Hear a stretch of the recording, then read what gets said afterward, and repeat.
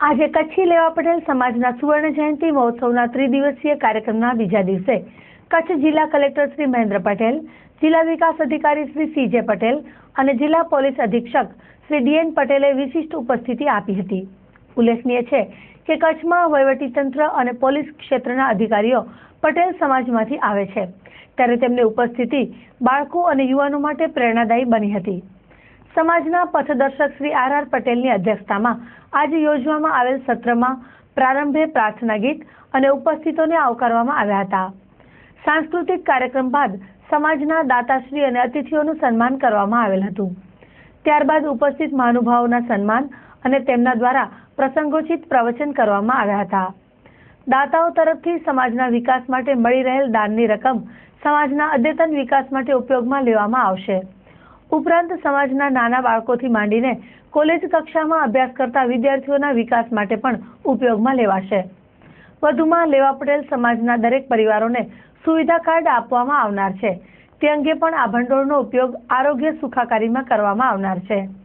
સમાજના શ્રેષ્ઠીવર્ય દાતાઓ દ્વારા આજે પણ કરોડોના આંકડાઓને આંબીને માતબર રકમમાં દાનની સરવાણી વહાવી હતી.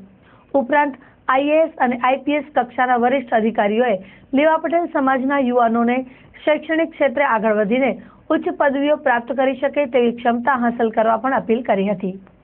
વિદેશ વસતા સમાજના સખીદાતાઓનું ઉચ્ચ અધિકારીઓના હસ્તે સન્માન કરવામાં આવ્યું હતું, જેમાં સિસલ્સના વિજરામભાઈ વરસાણી, મૂળ સામત્રા અને હાલે નૈરોબી વસતા શ્રી KK વરસાણી, રામજી દેવજી વરસાણી, બળદિયાના અને નૈરોબી વસતા શ્રી લક્ષ્મણભાઈ રાઘવાણી અનેક દાતાઓને સન્માનિત કરવામાં આવ્યા હતા. અગ્રણીઓએ માહિતી આપતા જણાવ્યું હતું કે કચ્છી લેવા પટેલ સમાજ દ્વારા ચાલતા સુવર્ણ જયંતિ મહોત્સવમાં આવતીકાલે અંતિમ દિવસે ખુલ્લા અધિવેશનનું આયોજન કરવામાં આવ્યું છે, જેમાં સમાજના તમામ લોકો ભાગ લેશે. ખાસ કરીને સુવર્ણ જયંતિ ઉજવણી પ્રસંગે વિદેશથી આવેલા પટેલ સમાજના અગ્રણીઓ પણ ઉપસ્થિત રહેશે. ત્યારે આ ખુલ્લા અધિવેશનમાં પટેલ સમાજ દ્વારા છેલ્લા 50 વર્ષો દરમિયાન સાધેલી સિદ્ધિઓ અને પટેલ સમાજના સંઘર્ષ અંગેની નિર્મિત ડોક્યુમેન્ટરી ફિલ્મ પણ રજૂ કરવામાં આવશે. ઉપરાંત સમાજના સુવેનિયરનું પણ વિમોચન કરવામાં આવનાર છે. આ પ્રસંગે કચ્છી લેવા પટેલ સમાજના પ્રમુખ શ્રી હરિભાઈ હાલાઈ, ઉપપ્રમુખ શ્રી KK હિરાણી, મંત્રી શ્રી રામજીભાઈ સેંઘાણી, ખજાનચી Shri Arvindbhai Pindoria, educational and medical chairman charitable ટ્રસ્ટના પ્રમુખ શ્રી અર્જણ પિંડોરિયા, ટ્રસ્ટી શ્રી ગોપાલભાઈ ગોરસિયા, શ્રી કેસરાભાઈ પિંડોરિયા, યુવક મંડળના પ્રમુખ શ્રી ધનસુખભાઈ સિયાણી, લેવા પટેલ સમાજની ત્રણેય પાંખના તમામ સભ્યો અને મોટી સંખ્યામાં ભાઈઓ બહેનો હાજર રહ્યા હતા. મારું નામ નરેન્દ્ર છે, પણ નંદુ તરીકે બધા મને ઓળખે.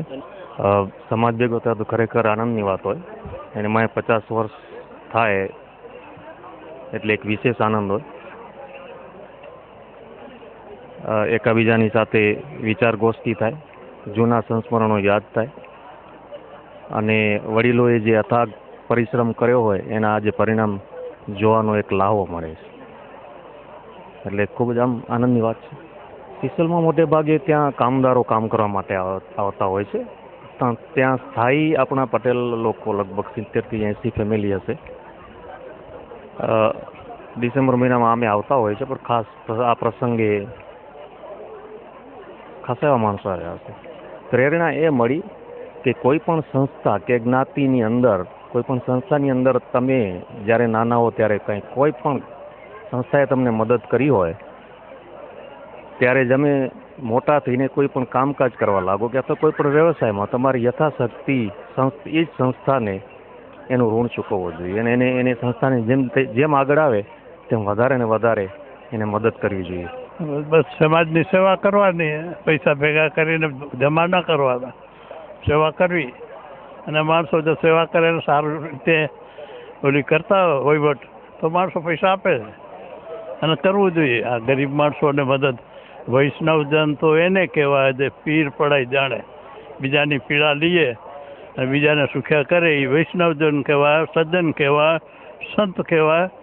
બાકી તો આજે કળી યુગની અંદર એવું ચાલ્યું કે બસ પૈસા ભેગા કરો ને જલસા કરો, બીજા જ્યાં કૂવામાં પડે એ ન હોવું જોઈએ. અગરબત્તી છે ને બળે અને બીજાને સુગંધ આપે, આપણું જીવન એવું હોવું જોઈએ. મારું નામ છે નારાયણભાઈ રામજી વરસાણી, સામત્રાના વતની છીએ, અને આપણે નૈરોબીથી અમે આવ્યા છીએ. અને આ મહોત્સવ વિશે જ આવ્યા છીએ. ટેકને અમારા લખુબાપા અમારા આપણે મંદિરના અગ્રણીય છે અને સમાજના ટ્રસ્ટી છે, અને હું એમાંનો વન ઓફ ધ ટ્રસ્ટનો ટ્રસ્ટી છું. અમારી બીઓજી સ્કૂલ અમારી જે ગામે ચલાવી છે ત્યાં 3200 સ્ટુડન્ટ અમારી સ્કૂલમાં ભણે છે. તો ત્યાંથી અમે આ મહોત્સવના માટે જ અહીંયા ખાસ અમને આમંત્રણ કર્યા હતા ને અમે આવ્યા છીએ. કેવું લાગે છે મહોત્સવમાં આવ્યા દેશ વિદેશથી બધાને મળે? બહુ સારું છે. અહીંયા કને એનો પ્રભાવ છે. બધા લગભગ અમારે અવશિષ બધા ઘણા દાતારો અહીંયા કને આવ્યા છે, અને અમારી એ જ અપેક્ષા છે કે જે વડવાઓએ ચાલુ કર્યું હતું 50 વર્ષ પહેલાં એના જે વૃક્ષ રોપ્યા હતા એ વૃક્ષ અત્યારે વિકસે છે ને એવું વિકસે એવી અમારી અપેક્ષા છે.